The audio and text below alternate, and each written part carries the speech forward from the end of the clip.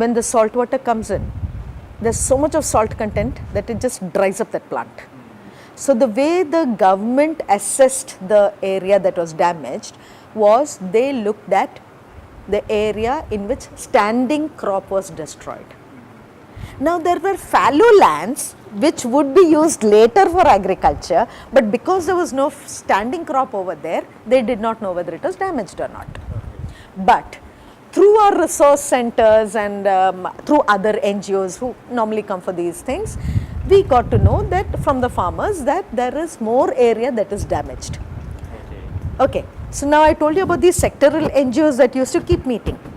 So once NCRC formally came into being, we used to regularly hold sectoral meetings of NGOs, saying, okay, what is happening now? What are you doing now? What are the challenges that you're facing? What are the issues that are coming up? Just that. And one of the things that came up during that time was this. There was one NGO, TOFARM, TOFARM, Tamil Nadu Organic Farmers Movement.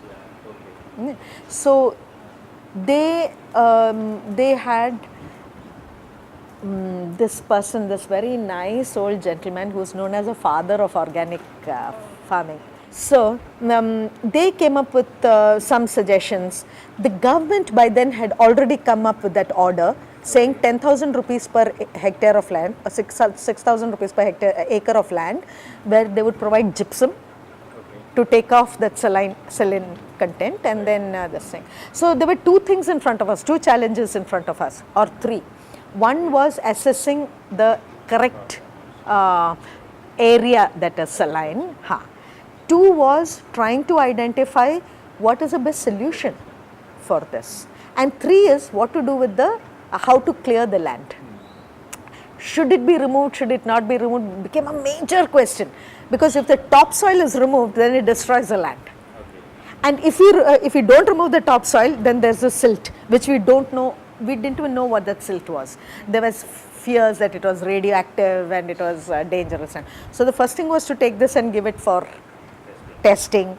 Then try and understand how much was silted, how much of damage was there. So then we hired youngsters under NCRC and provided them with, we hired youngsters and asked them to bring their bikes.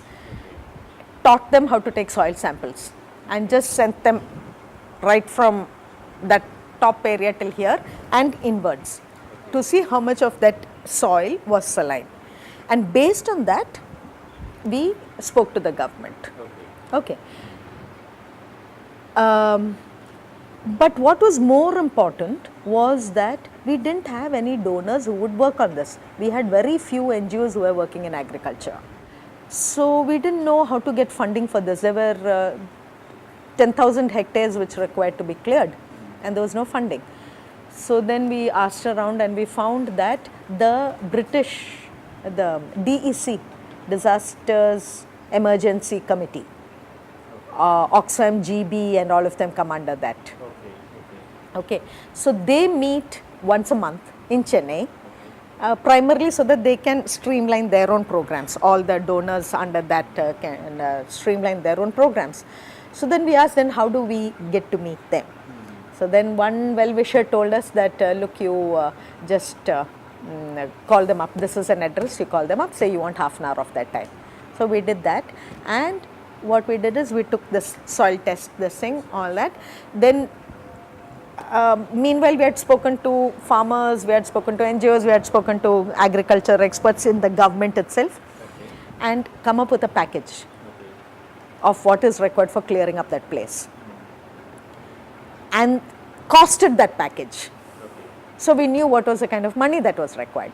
Then we presented this to the donors forum, DEC. It was picked up. Immediately it was picked up. And they said, can you find us NGOs for this? I said, yeah, we'll find you NGOs if you can fund it. That entire 10,000 acres were worked on. And we gave them NGOs. They came down to NCRC. We called the NGOs over there. So they did the interview of the NGOs over there, gave proposals. All that thing was completed over there. Now over there, one major learning that we got is that we need to have some flexibility and funds others would never have been able to do the study. April only did we even identify that agriculture had a problem. Till then it was all fisheries, fisheries, fisheries. In April we identify that we have a problem, and then getting all these people together, talking to them, holding multiple this thing, because what we are saying over here has to be accepted by the government.